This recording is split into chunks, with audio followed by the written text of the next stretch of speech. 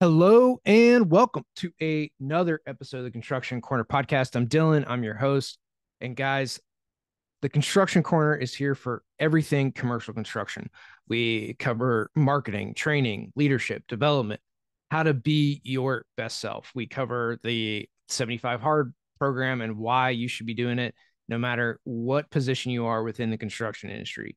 We talk about ultra running and all that kind of good stuff because I do these crazy events, right? On a recent podcast, we talked about me doing my last 100-mile attempt and getting 88 miles within 27 and a half hours. This show is about becoming the best possible version of yourself, hosted by myself, Dillon Mitchell, and Matt Vetter. Matt is a general contractor out of the state of Michigan, building all sorts of cool commercial buildings. I'm Dillon Mitchell, electrical engineer, and have done over $750 million worth of construction in healthcare, industrial, offices, K-12, higher ed, dining halls, dormitories, multifamily, truck shops, you name it. I've pretty much been a part of it, retail, restaurants, all sorts of buildings throughout the commercial space. So when we really come on here and talk about what we've done, what we're doing, how we're building things, we're doing it from a place of experience in projects and solve problems and having great conversations with owners, maintaining great owner relationships, and just doing a great job for these clients. So as we come on here, as we talk about these things, like we do have a ton of experience in going after these projects. So today, what I want to talk to you about is, we've gone about talking about like my recent 100-mile attempt and what that really means. And so some of this is from a point of, look, you got to put yourself in difficult and challenging situations. Now, in the construction world, we do this kind of somewhat inadvertently all the time, in that we're in challenging situations that we really don't want to be in. We put ourselves in difficult places, or we find ourselves in difficult places. Not that we put ourselves there, but we just found ourselves in a difficult situation, difficult conversation.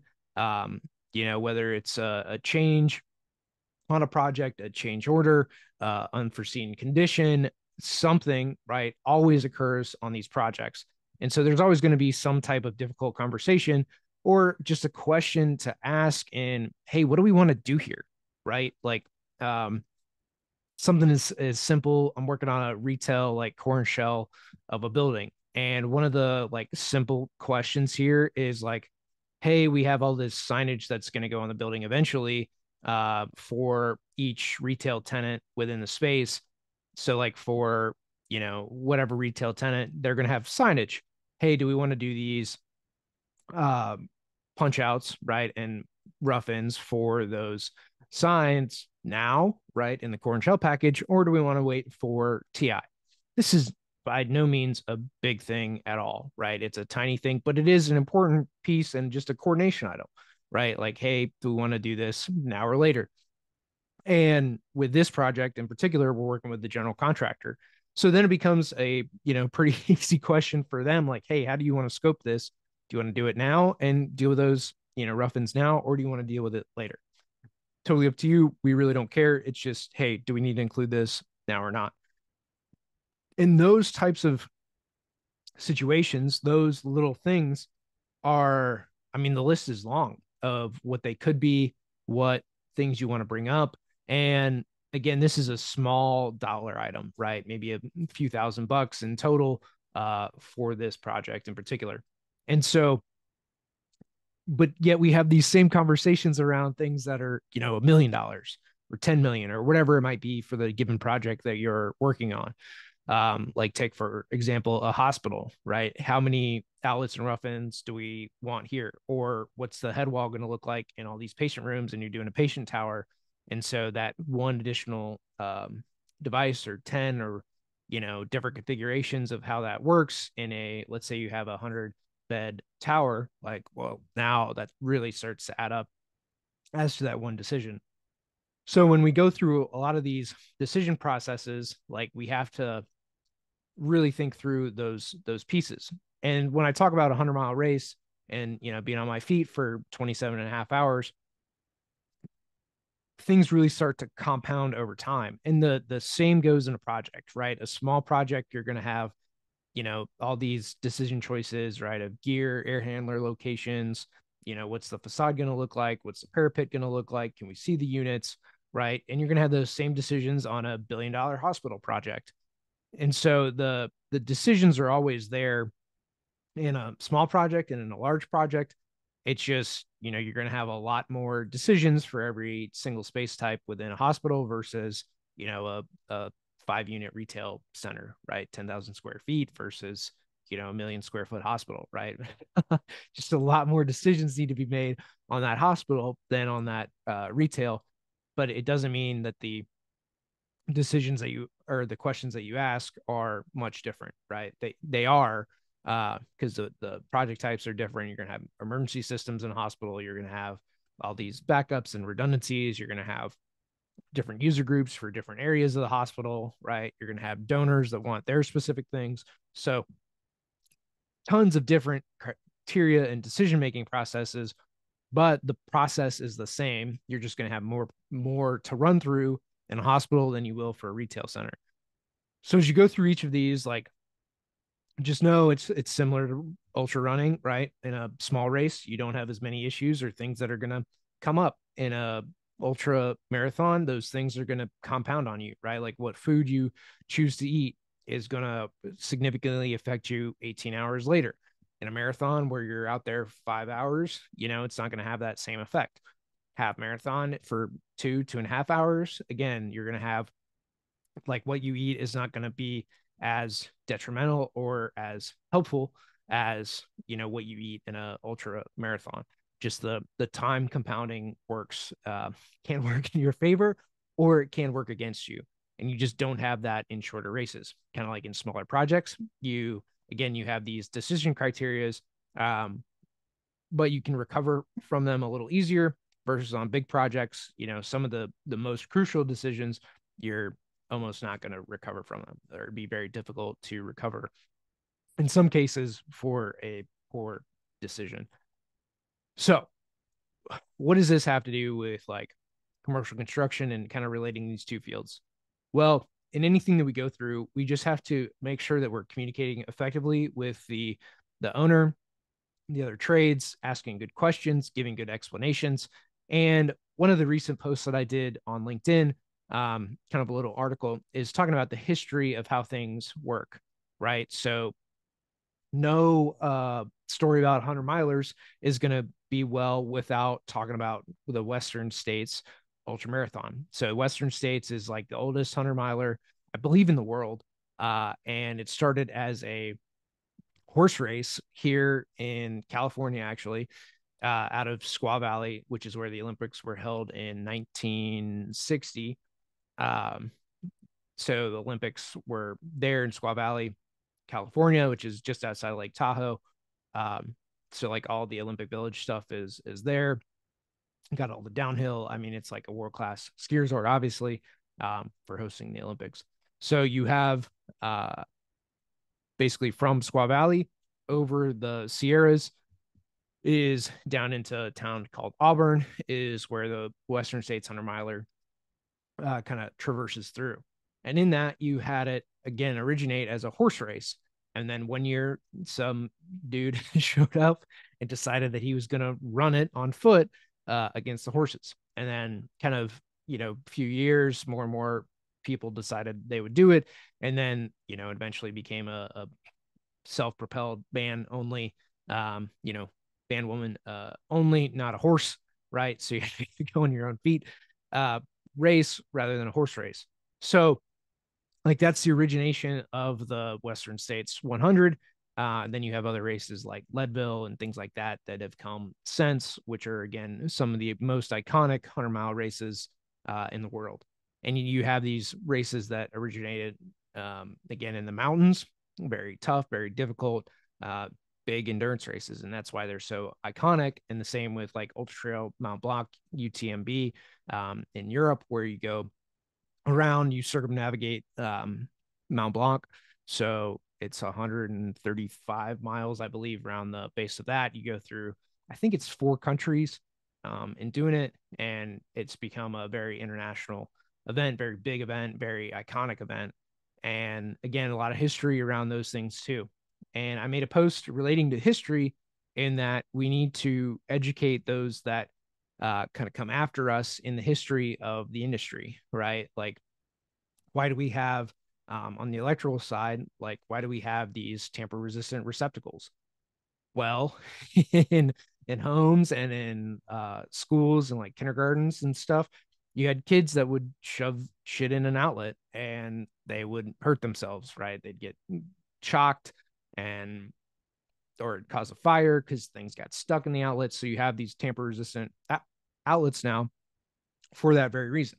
And so you kind of look at what the history of the thing is, why it came to be, why we're doing this now. And it gives not only a little bit of like, there's a safety lesson in there, there's a how this came to be, there's a why do we do this now reason, instead of just like, well, this is the way it is, right? This is why we do things. Instead of doing that, you kind of explain, hey man, this happened, and then this is basically what ended up getting put in place to help resolve that for the future. So the same thing for like arc flash and electrical safety. And I believe it was actually the early 2000s, a worker at Ford was working on a bus plug, so over an assembly line, and working on a bus plug, opened it up and doing something with it, basically fell off a ladder. Arc flash had happened in that, right? So something arced across the phases of the electrical equipment in the bus plug, and then he fell off a ladder. And there's subsequent court cases. I don't know if it was a workman's comp issue or those details I forget, but basically it ended up in court through this thing called arc flash. And then after that, you kind of had in the late 2000s this whole kind of surgence of electrical safety and arc flash and figuring out these values. So then you had the IEEE come up out with all the calculation values to determine the incident energy at a given point within the electrical system, to then determine what type of FR clothing you should wear. And then they've added a few things after that, right? Like having eye protection because of the flash that happens with uh, an electrical arc. So you have this very bright light. So you have some type of shielded eye protection. You've got ear protection. So because it is like it's louder than a shotgun blast, but you basically have this like sonic boom that'll happen during an arc event. And so you need to protect your hearing. So the thing is to wear hearing protection, even at low levels of incident energy, where you're not wearing like really thick FR clothing, but you still need eyes and ears to protect those. And then not wearing any polyester or any cotton or things like that, right? Again, FR clothing, and then your varying levels of flame resistance, so that again your clothes don't just melt and shrink wrap to your body. Again, there's been a ton of case studies on this in incidents that have happened, right? Guys wearing like a tracksuit and it just shrink wrapped to them. Guys that were wearing their riding leathers from their motorcycle that they rode in that day, and they did pretty well, right? Turns out leather is a good heat protector.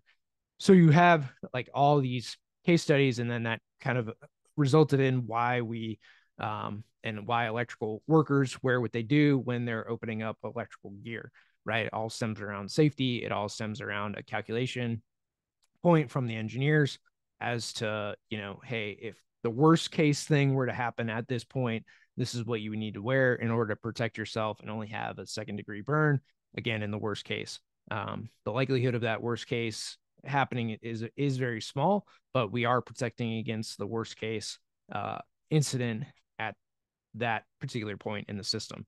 And so a lot of this is really important to remember. Like, again, the likelihood of it happening is very small, that it will happen, very small. But if it does, right, you want to still be able to go home to your family at the end of the day. So this is why we do the things that we do. This is why we wear this gear. This is why we protect ourselves. All those things, right? Again, likelihood small, but If it does, here's, what could happen. Um, all that is very important to culture, to training, to historical significance, to why we do the things that we do. And instead of giving the answer of like, well, this is because this is the way it is, we can give a good story, and then that in doing it through a story allows the next guy to pass it on, right? We all learn very well through stories, through fables. That's how things have been taught for um, you know, time immemorial. And so the way to think about a lot of this is, what's a good story to pass on for why we do things the way that we do them.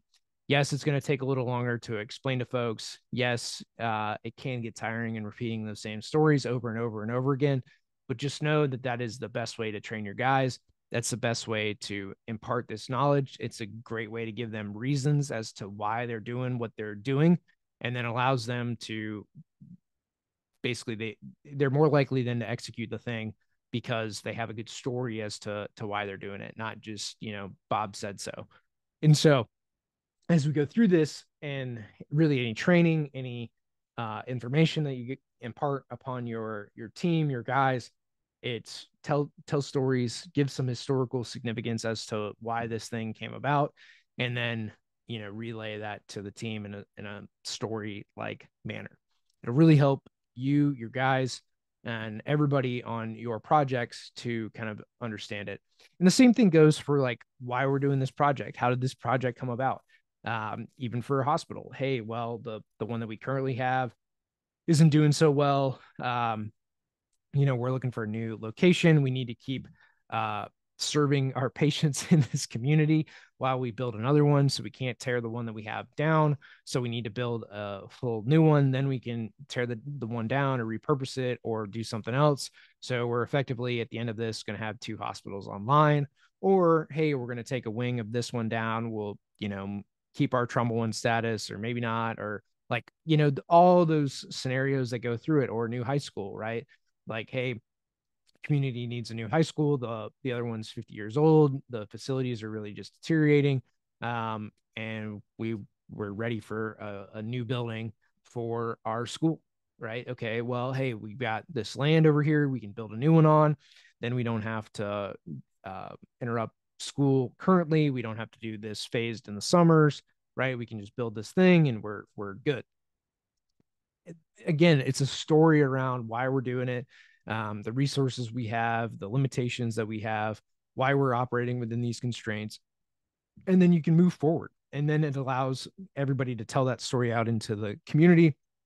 If that's a thing, right, for a community-based project like a school, right, you can kind of give some of that background and history without kind of revealing the details of the inner project. But like, hey, this is why those choices were made. These are the things to keep everything operational, to keep morale high, to keep the students engaged and not distracted by construction noise, or whatever the story is that you want to tell about your project. So figure that stuff out, get some good information from the owners and what they're doing about it, or the board, right, in a case of a school or hospital project, and then what they want to tell out into the community. Again, you're going to be as much of a proponent and a proliferator of the projects you're working on, the things you're doing in your communities, as anybody else. So you want to make sure that you're kind of on board and in lockstep with the stories that are getting told from the owners, from that board of directors, of the projects that you're ultimately working on, and what you can tell out in the community. As much of a kind of secretive industry as construction can be, and what projects are doing or what's happening or what we can say out in public, like, it's just best to get on the same page with what you can say in public, to then proliferate the story that the owners want to tell. So guys, I hope this helps you in telling stories and helping your train your guys as you move forward, train kind of the next generation, and then just have that culture of storytelling through your company, in your community, and it'll really help out the industry as a whole to let people know why we're doing these things, why these projects are happening, some of the historical record for safety and why we do the things that we do. So guys just operate safer, they go home at the end of the day, and that we all spread the knowledge that we have throughout the industry. So thank you guys so much for watching, and until next time.